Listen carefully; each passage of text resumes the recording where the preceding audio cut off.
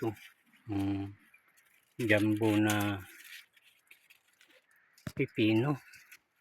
Sinukat po natin kung gaano kahaba. Yun. Nasa siya 15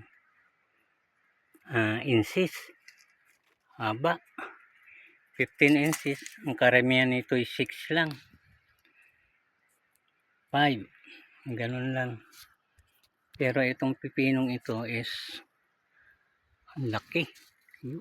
Ang haba. Oh.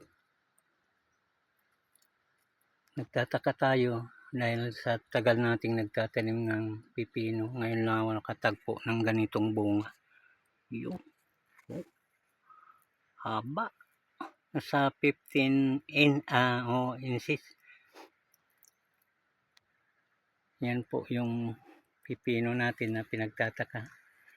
Samantalang yung iba is ganyan lang kahaba. Pero itong isa is naku, doble. Yun ang pipinong ito ay di mo akalain na ganito sa kalaki. Kahaba. Ang laki okay lang, pero yung haba ay ngayon lang ako nakatagpo. Para siyang yung upo. Yun. Parang upo na yung kahaba. Yan. Yan ang ating tanim na pipino na tinira ng bagyo at hangin. Ito po.